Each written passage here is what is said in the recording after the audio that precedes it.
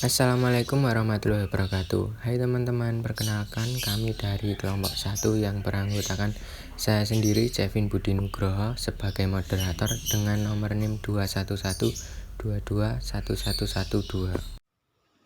Saya Putri Alfia Asih, NIM 21122211088. Saya Putri Nur Azizah, NIM 21122211096. Assalamualaikum warahmatullahi wabarakatuh. Perkenalkan, nama saya Nikita Putri Rahayu, nomor NIM 21122211079. Saya Trisintias Palupi dengan NIM 21122211104. Oke, sekarang kita lanjut ya teman-teman. Kali ini apa saja sih yang dibahas? 1. Sejarah awal masuknya Islam di Asia Barat. 2. Para dai yang menyebarkan Islam. 3. Model dakwah yang digunakan. 4. Respon masyarakat terhadap dakwah. 5. Kesultanan atau kerajaan Islam yang berkembang. 6. Puncak kesuksesan penyebaran Islam hingga kemunduran. 7. Faktor penyebab kemunduran Islam di wilayah Asia Barat. Sejarah awal masuknya Islam di Asia Barat. Pada masa Khalifah Abu Bakar mempersiapkan dakwah untuk menyebarkan Islam di wilayah Asia Barat, tetapi kondisi Jazirah Arab sebagai pusat pemerintahan Islam (pusat gerakan dakwah), tepatnya di Madinah, masih dalam keadaan kacau akibat dari pengakuan nabi palsu di kalangan umat Islam dan perang Riddah (melawan kemurtatan). Proses dakwah Islam, penyebaran Islam di Asia Barat lebih menggunakan pendekatan politik, sehingga Khalifah Abu Bakar yang sekaligus berperan sebagai dai melakukan dakwah dengan cara ekspansi, yakni perluasan wilayah kekuasaan sekaligus perluasan dakwah dengan sasaran di Asia Barat. Dalam proses dakwah dengan menggunakan pendekatan ekspansi, Pemerintahan Abu Bakar berhasil menaklukkan daerah-daerah di kawasan Asia Barat. Dai yang menyebarkan Islam di Asia Barat. Penyebaran agama Islam dilakukan oleh Khulafaur Rasyidin, yaitu pada Khalifah Abu Bakar As-Siddiq, Umar bin Khattab, Utsman bin Affan, dan Ali bin Abi Thalib, dan disebarluaskan pada pemerintahan Bani Umayyah dan Bani Abbasiyah. Model dakwah yang digunakan. Metode dakwah yang digunakan ialah pendekatan politik dengan cara ekspansi, yakni dengan melakukan perluasan wilayah sekaligus perluasan dakwah. Respon masyarakat terhadap dakwah.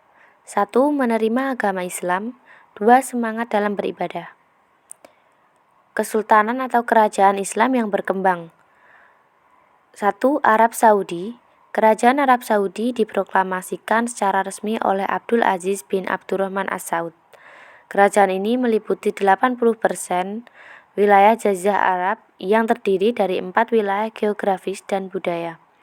4 wilayah tersebut disatukan melalui penaklukan Abdul Aziz pada seperempat pertama abad ke-20. Yang kedua adalah Irak. Irak ditaklukkan oleh tentara Arab Islam dengan membawa bahasa Arab dan ajaran Islam.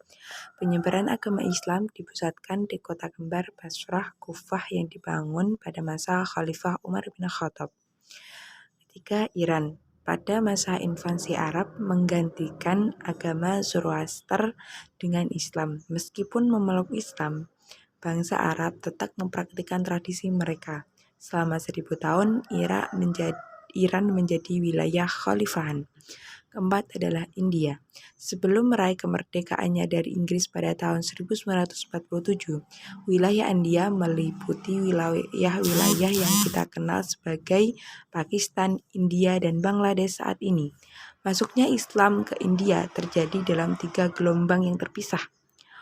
Orang Arab masuk pada abad ke-8, orang Turki pada awal abad ke-12, dan orang Afgan pada abad ke-16. Yang kelima, Pakistan. Sejarah negara Pakistan dimulai pada 14 Agustus 1947. Hal ini terjadi karena adanya pemisahan dengan India.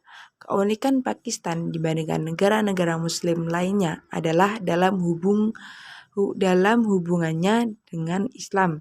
Pakistan satu-satunya negara muslim yang didirikan atas nama Islam.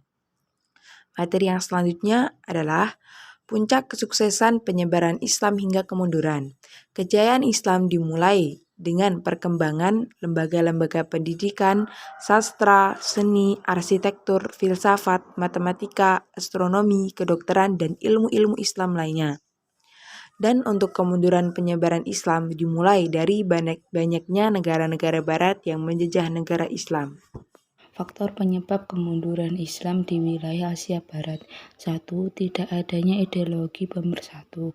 Saat itu, kelompok etnis non-Arab sering merusak perdamaian karena salah dalam pemberian dan penggunaan istilah kepada para mukallaf. 2. Permasalahan ekonomi. Saat itu, ilmu pengetahuan lebih gencar dikembangkan dibandingkan bidang perekonomian, sehingga saat itu terjadilah kesulitan ekonomi yang akhirnya berpengaruh pada bidang politik dan militer. 3. Sistem peralihan kekuasaan tidak jelas. Salah satu alasannya karena ada perebutan kekuasaan oleh para ahli waris, sehingga kepemimpinan menjadi tidak jelas. Oke teman-teman, itu tadi presentasi kami dari kelompok 1. Terima kasih karena sudah menonton video dari kelompok 1. Selanjutnya saya sendiri sebagai moderator dan saya mewakili dari kelompok 1 meminta maaf sebesar-besarnya apabila ada kesalahan dalam bertutur kata maupun perbuatan. Terima kasih. Wassalamualaikum warahmatullahi wabarakatuh.